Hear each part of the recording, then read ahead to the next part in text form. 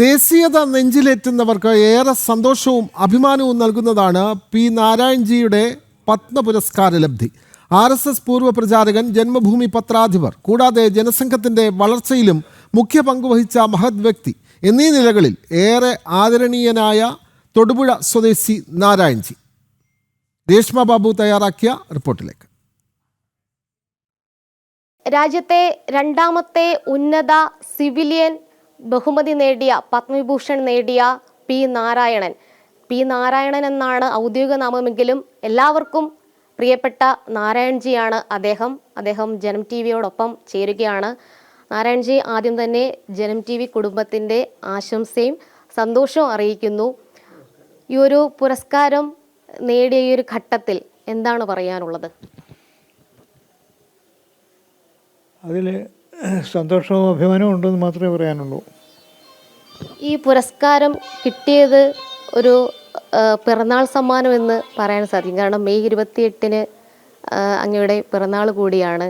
അതിൻ്റെ ഒരു സന്തോഷവും ഉണ്ട്. അതോടൊപ്പം തന്നെ ഇത്രയധികം കാലഘട്ടത്തിൽ, അതായത് ലിറ്ററേച്ചറിനും എഡ്യൂക്കേഷൻ രംഗത്ത്, വിദ്യാഭ്യാസ രംഗത്തെയും സംഭാവനകൾ പരിഗണിച്ചാണ് അങ്ങയ്ക്ക് പത്മവിഭൂഷൺ നൽകി രാജ്യം ആദരിക്കുന്നത്.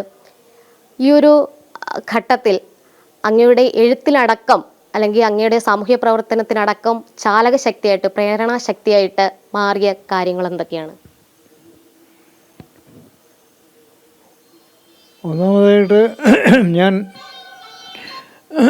രാഷ്ട്രീയ സ്വയംസേവക സംഘത്തിൻ്റെ ഒരു പ്രചാരകനായിരുന്നു. പ്രചാരകൻ എന്നുള്ള നിലയ്ക്കാണ് ഞാൻ പൊതുപ്രവർത്തനത്തിൽ ഇറങ്ങിയതും ജനസമ്പർക്കങ്ങൾ നടത്തിയതും.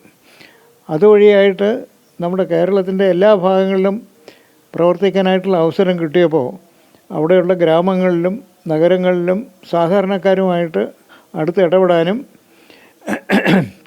അവരുടെ ജീവിത പ്രശ്നങ്ങളും ജീവിത ദുരിതങ്ങളും സന്തോഷങ്ങളും സന്താപങ്ങളും ഒക്കെ അതിലൊക്കെ പങ്കുചേരാനായിട്ടുള്ള അവസരം ലഭിച്ചിട്ടുണ്ട്.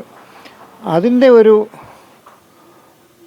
ഫലമാണ് ഇന്നത്തെ ഈ പുരസ്കാരം എന്ന് ഞാൻ വിചാരിക്കുന്നു. അടിയന്തരാവസ്ഥ കാലഘട്ടത്തിൽ ശക്തമായിട്ടുള്ള നിലപാട് എടുത്തതിൻ്റെ അടിസ്ഥാനത്തിൽ അങ്ങേക്ക് ജയിൽവാസം അനുഷ്ഠിക്കേണ്ടി വന്നു. ആ ഓർമ്മകളൊക്കെ എങ്ങനെയാണ് ഓർക്കുന്നത്? അടിയന്തരാവസ്ഥ കാലത്ത് ഞാൻ അറസ്റ്റ് ചെയ്യപ്പെട്ടത് ജന്മഭൂമി ഓഫീസിൽ നിന്നാണ്. അറസ്റ്റ് ചെയ്യപ്പെട്ടതല്ല, ജന്മഭൂമിയുടെ തുടക്കകാലത്താണ് ആ സംഭവങ്ങളൊക്കെ നടന്നത്.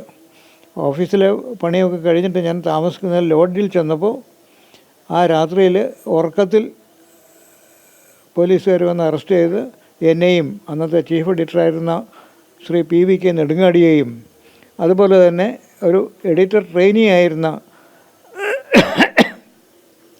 ഒരു പയ്യനെയും അറസ്റ്റ് ചെയ്യുകയായിരുന്നു ഉണ്ടായിരുന്നത്. ആ കുട്ടിയെ തടങ്കലിൽ വയ്ക്കാതെ വിട്ടയച്ചു. നെടുങ്ങാടിയെയും അതേപോലെ തന്നെ വിട്ടയച്ചു. എന്നെ ഒരു കള്ളക്കേസ് ചുമത്തി ജയിലിലിട്ടു. ഏതാണ്ട് 4 മാസക്കാലത്തോളം കോഴിക്കോട് സ്പെഷ്യൽ സബ് ജയിലിൽ കിടക്കുകയും അവിടുന്ന് കേസ് വ്യാജമാണ് ആരോപണം എന്ന് കണ്ട് മജിസ്ട്രേറ്റ് അത് വെറുതെ വിടുകയാണ് ചെയ്തത്. അതിലെ ഏറ്റവും രസകരമായിട്ടുള്ള ഒരു സംഗതി, ഈ കേസുകൾ, അടിയന്തരാവസ്ഥ കാലത്തെ കേസുകളെല്ലാം വിചാരണ ചെയ്ത ആ കോഴിക്കോടെ ആ ജഡ്ജി, അദ്ദേഹം പിന്നീട് ജില്ലാ ജഡ്ജിയായിട്ട് ഉയർന്നു. റിട്ടയർ ചെയ്തതിന് ശേഷം അദ്ദേഹം ജനസംഘത്തിലെ മെമ്പർഷിപ്പ് എടുത്ത് ചേരുകയും കൂടി ഉണ്ടായി.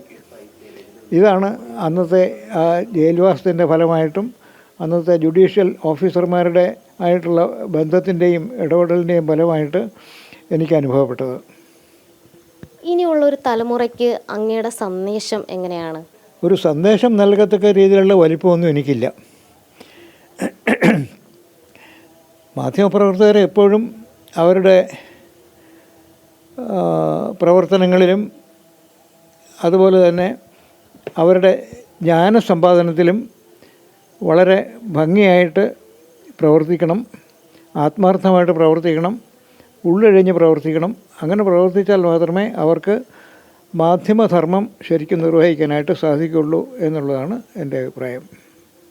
നാരായൺജി ഓർക്കുന്ന കാലഘട്ടം എന്ന് പറയുമ്പോൾ ഇവിടെ ദേശീയവാദ പ്രസ്ഥാനങ്ങൾക്കൊന്നും തന്നെ വേരുറപ്പിക്കാൻ പറ്റുന്ന ഒരു ഘട്ടത്തിലൊന്നുമായിരുന്നില്ല അദ്ദേഹം പ്രവർത്തന രംഗത്തേക്ക് ഇറങ്ങിയത്.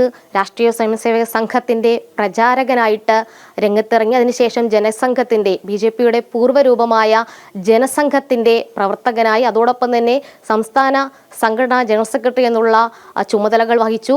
പിന്നീട് ജന്മഭൂമിയുടെ ഭാഗമായി അടിയന്തരാവസ്ഥ കാലത്ത് മറ്റു മാധ്യമങ്ങളൊക്കെ തന്നെ ഇന്നലേക്ക് വേണ്ടി സ്തുതിപാഠകരായി മാറിയ സമയത്ത് ജന്മഭൂമിയെ ദേശീയവാദ പ്രസ്ഥാനത്തെ അല്ലെങ്കിൽ ദേശീയവാദ നിലപാടിനെയൊക്കെ തന്നെ ചേർത്ത് പിടിക്കുന്ന രീതിയിൽ നിലകൊള്ളാനായിട്ട് സാധിച്ചു. അത് P. നാരായൺജി എന്നുള്ള വ്യക്തിയിലൂടെയാണ്. ഈ ഒരു പത്മവിഭൂഷൺ പുരസ്കാരം നേടി അദ്ദേഹം ഇവിടെ ഇരിക്കുന്ന ഈ ഘട്ടത്തിൽ അദ്ദേഹത്തെ കാണാനായിട്ട് ഒട്ടനവധി പേർ ഇവിടെ എത്തിച്ചേർന്നിട്ടുണ്ട്. അദ്ദേഹത്തിൻ്റെ അനുയായികളായിട്ടുള്ള ആളുകൾ, അതോടൊപ്പം തന്നെ അദ്ദേഹത്തെ സ്നേഹിക്കുന്ന നിരവധി പേർ ഇവിടെ എത്തിച്ചേർന്നിട്ടുണ്ട്. ചേട്ടാ, ഈ നിമിഷത്തിൽ എന്താണ് തോന്നുന്നത്? വളരെ സന്തോഷവും ആത്മാഭിമാനവുമുണ്ട്. കാരണം ഇടുക്കി ജില്ലയിൽ സംഘപ്രസ്ഥാനങ്ങൾക്ക് തുടക്കം കുറിച്ച ഒരാളാണ് നാരായൺജി.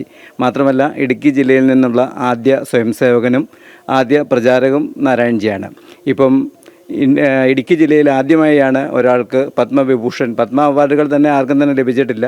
പ്രത്യേകിച്ച് പത്മവിഭൂഷൺ ഇടുക്കി ജില്ലയിൽ ആദ്യമായാണ് ഒരാൾക്ക് ലഭിച്ചിട്ടുള്ളത്. ഇടുക്കിക്കാരൻ എന്നുള്ള നിലയിൽ, സംഘപ്രവർത്തകൻ എന്നുള്ള നിലയിൽ, നാരായൺജിയുമായി അടുത്ത് ഇടപഴകുന്ന ഒരാളെന്നുള്ളതിൽ വളരെയേറെ സന്തോഷവും അഭിമാനവുമാണ് ഈ വിഷയത്തെക്കുറിച്ച് നമുക്കുണ്ടാവുക. ദേശീയവാദത്തെ ആ നിലപാടിനെ നെഞ്ചോട് ചേർക്കുന്ന എല്ലാവർക്കും നാരായൺജിയുടെ ഈ പുരസ്കാര ലബ്ധിയിൽ ഏറെ സന്തോഷമാണ്, അഭിമാനമാണ്. നിരവധി പുസ്തകങ്ങൾ അദ്ദേഹത്തിൻ്റെതായിട്ടുള്ളതായി രചിക്കപ്പെട്ടിട്ടുണ്ട്. നിരവധി നൂറുകണക്കിന് പുസ്തകങ്ങൾ വിവർത്തനം ചെയ്യപ്പെട്ടിട്ടുണ്ട്. അതോടൊപ്പം തന്നെ സംഘപഥത്തിലൂടെ എന്നുള്ള ലേഖന പരമ്പര, അതായത് ജന്മഭൂമിയിൽ ഏറ്റവും കൂടുതൽ വർഷം രാജ്യത്ത് തന്നെ നോക്കുന്ന സമയത്ത് ഒരു വാരാതി ലേഖന പരമ്പര ഏറ്റവും കൂടുതൽ കാലം പ്രസിദ്ധീകരിക്കപ്പെടുക സംഘപഥത്തിലൂടെ, അതിൻ്റെ രചയിതാവ് കൂടിയാണ് നാരായൺജി. നാരായൺജിയുടെ പുരസ്കാര ലബ്ധിയിൽ ഭാരതത്തിലെ എല്ലാ രാഷ്ട്രീയ സ്വയംസേവക സംഘത്തിൻ്റെ പ്രവർത്തകരും അഭിമാനിക്കുന്നുണ്ട്. കാരണം അത്ര കണ്ട് RSSൻ്റെ വളർച്ചയിൽ പങ്കുവഹിച്ച ഒരു വ്യക്തിത്വമാണ്, മഹനീയ വ്യക്തിയാണ് നാരായൺജി. നാരായൺജിയുടെ വീട്ടിൽ നിന്നും രേഷ്മ ബാബു, ജനം, കൊച്ചി.